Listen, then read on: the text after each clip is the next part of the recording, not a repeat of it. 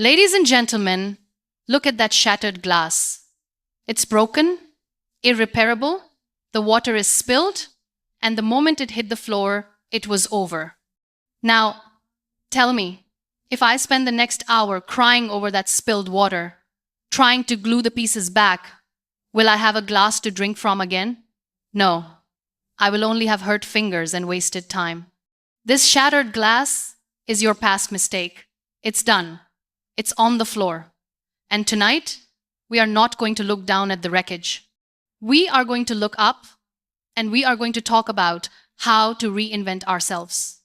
My name is Muniba Mazari, and if you know my story, you know I've had a few moments where my world wasn't just shattered, it was crushed.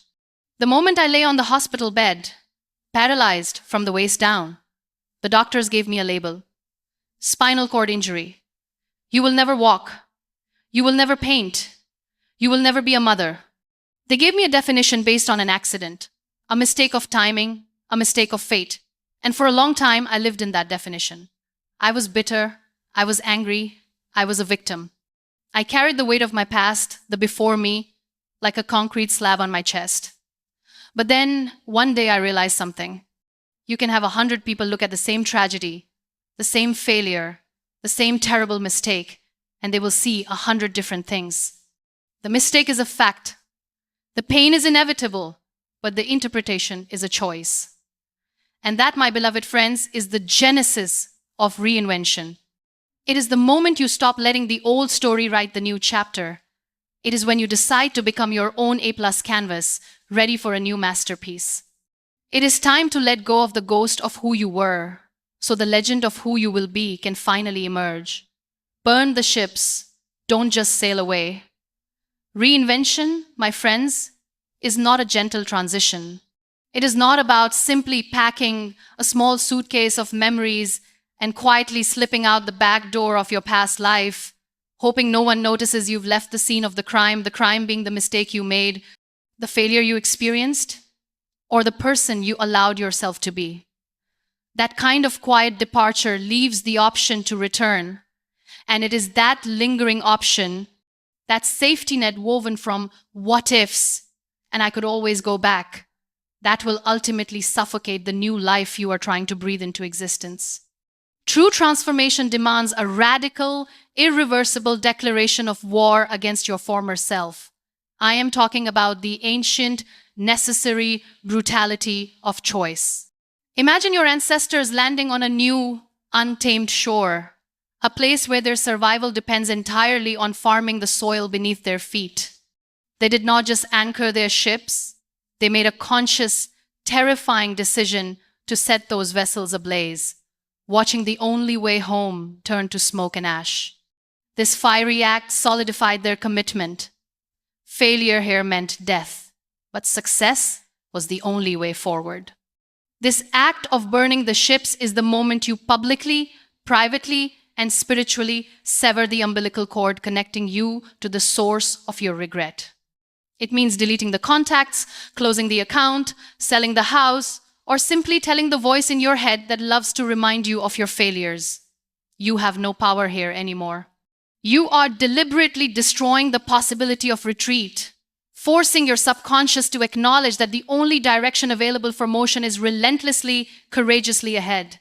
Because when the ships are burning, your mind shifts from planning a safe retreat to innovating a thriving future. All that energy that was spent on worrying about maintaining the old image, justifying the old decisions, or protecting the old narrative is suddenly freed up. It is raw, beautiful energy, and its only purpose now is to fuel the construction of a new foundation, brick by painful, glorious brick on the land you have just claimed. It also serves as a profound statement to the universe. I am all in. No more half measures. No more dabbling in change. No more tentative steps. You are declaring that the comfort zone of your past pain is now less appealing than the terrifying wilderness of your potential.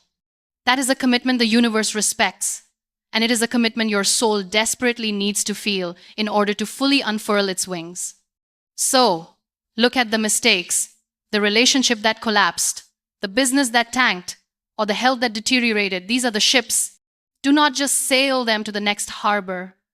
Watch them sink beneath the waves in a column of smoke, making the statement that this particular route of your journey is absolutely and irrevocably closed. The sight of that burning wreckage is not a tragedy. It is the blinding, necessary light of a new dawn. The path to reinvention must be a one-way street where the rearview mirror is deliberately shattered. Do not leave yourself a secret lifeboat or a hidden map back to the familiar failure. Instead, turn your back to the sea of your past. Feel the heat of the fire on your back and realize that every step you take now is a defiant step toward the creation of a destiny that is entirely, breathtakingly new. Accept the mess, but don't own the title. We have all been there, sitting in the rubble of a bad decision or a crippling misfortune, convinced that the catastrophic event is now the permanent label stamped across our foreheads. We look at the shattered pieces of what was and accept a narrative that says, I made a mistake, therefore I am a mistake. This is perhaps the most insidious self-destructive bargain we make with our pain, allowing a single negative event to become the definitive identity of our entire being. This is the critical difference between humility and self-sabotage.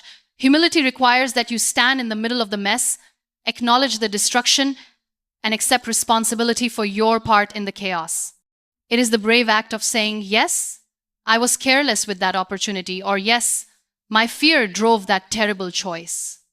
You must see the event clearly, without delusion, because only truth can set you free. However, where many of us falter is in the next step. We stop seeing the action and start wearing the title. The person who had a business fail is now the failure. The person who chose the wrong partner is now unlovable. The person who yelled a hurtful word is now toxic. You have allowed a temporary, isolated event to transcend its boundaries and become the defining chapter heading of your entire life story. And this is where the paralysis of reinvention begins. You must be meticulous in separating the fact of the event from the lie of the identity.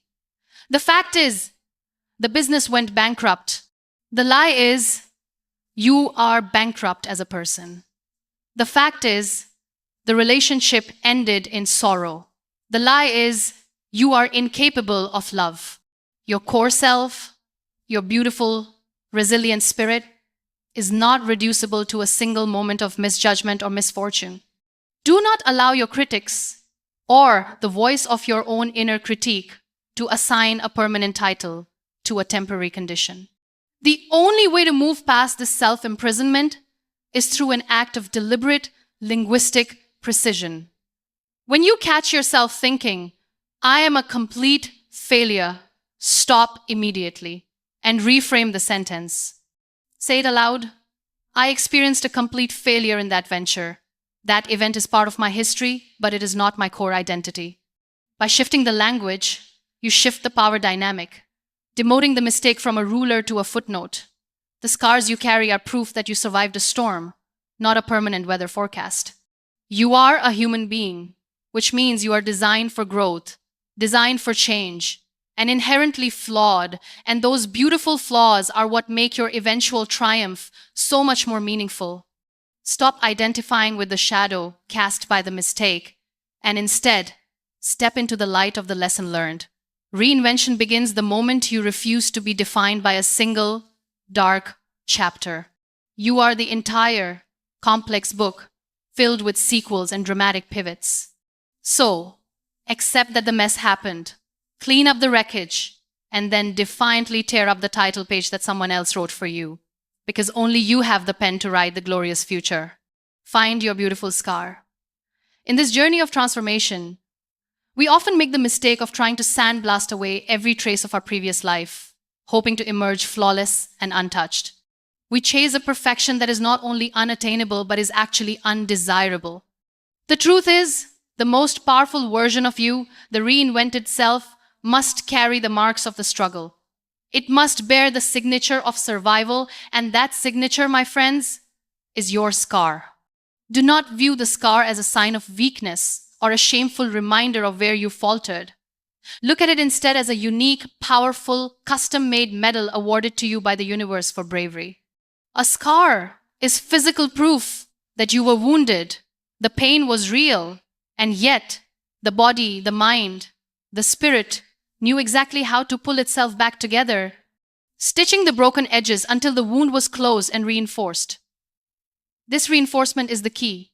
The tissue of a scar is often stronger and less sensitive than the original skin. It is a place of profound wisdom and protection.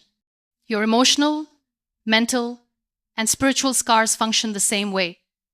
They remind you of the gravity of certain choices, they teach you where the dangerous edges lie, and they give you an empathy that those who have never struggled will simply never possess.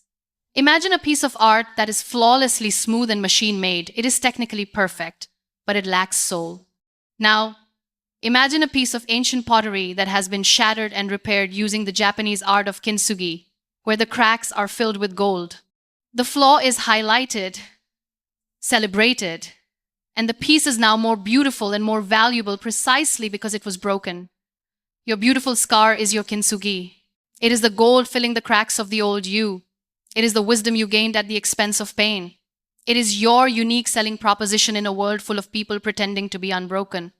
It is the story that gives weight and authority to your current voice, allowing you to speak to others from a place of knowing, not just theoretical understanding. So, look at the evidence of your past trauma or mistake, the financial tightrope, the fractured trust, the physical limitation, and instead of shrinking from it, turn it into your most compelling asset. Let it be the quiet, powerful background context that explains your present courage and your current focus. Let it be the engine of your compassion. The journey of reinvention is not about erasing history, it is about repurposing it. Your scar is not a monument to your pain, it is a lighthouse guiding others through the fog. It tells the world, I fell, I broke, I was stitched up, and now I stand stronger and brighter than ever before. Find that mark, claim it, and wear it with the fierce pride of a warrior who has returned victorious from battle.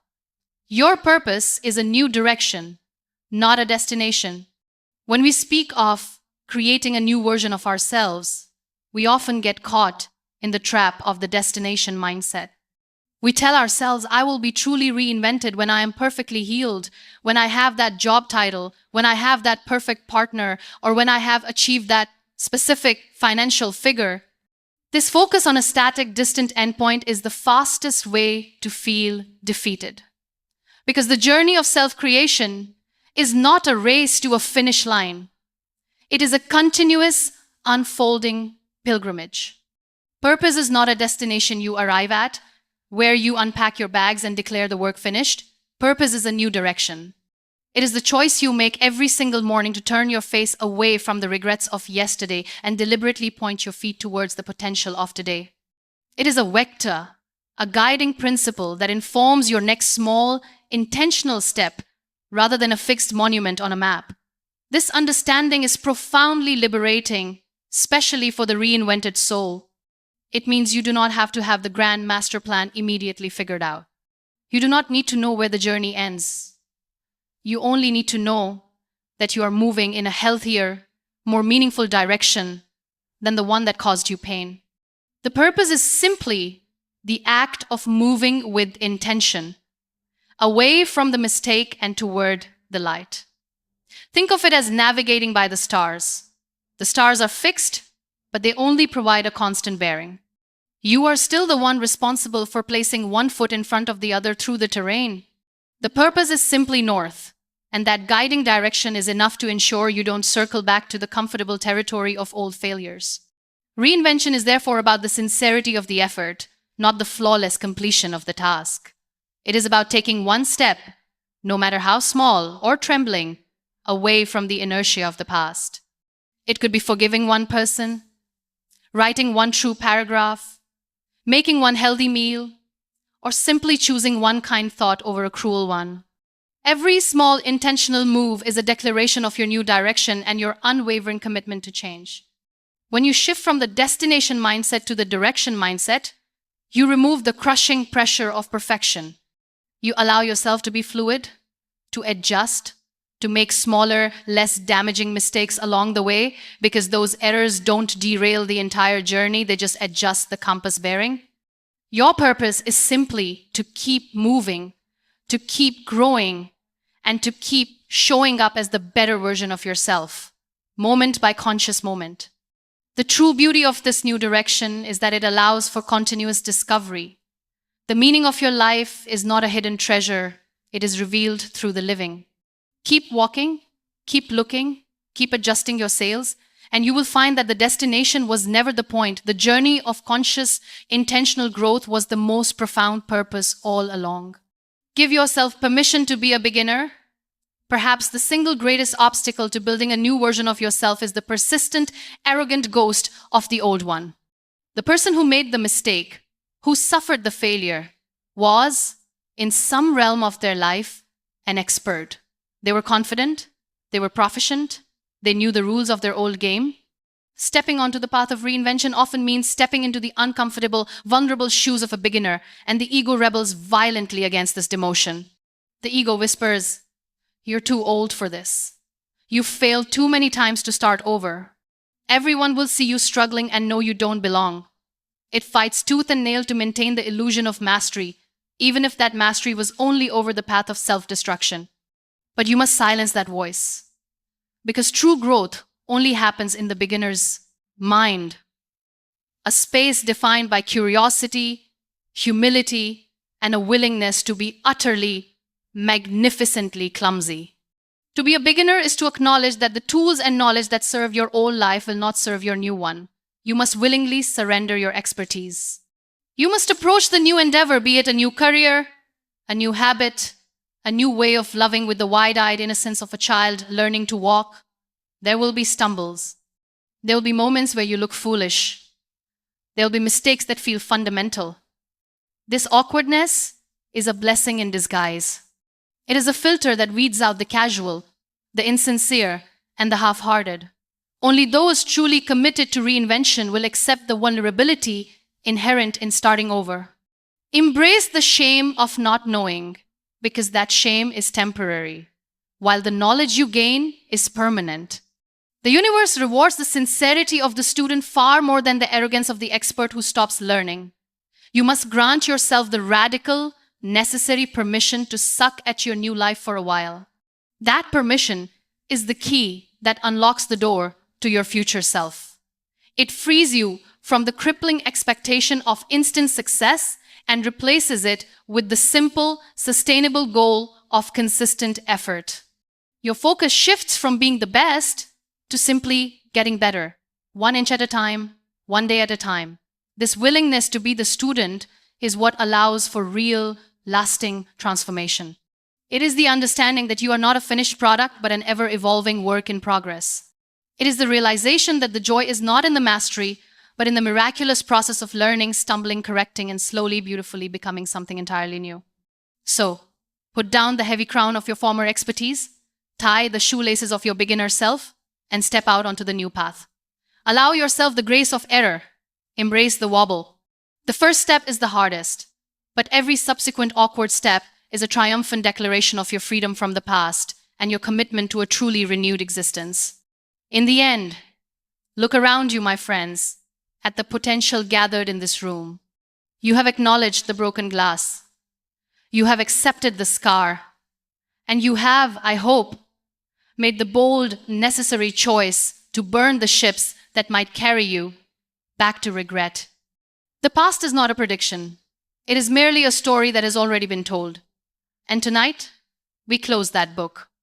The final act of reinvention is a moment of profound, self-authorized grace.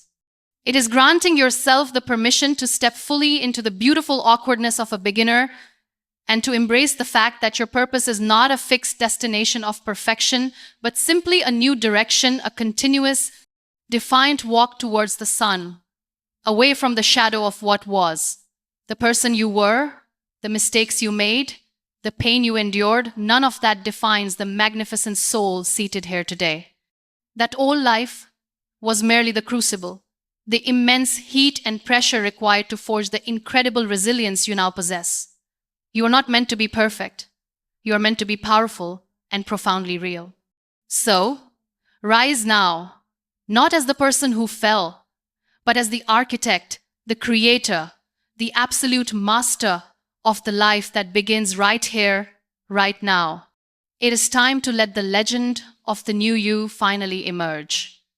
Go and live your masterpiece.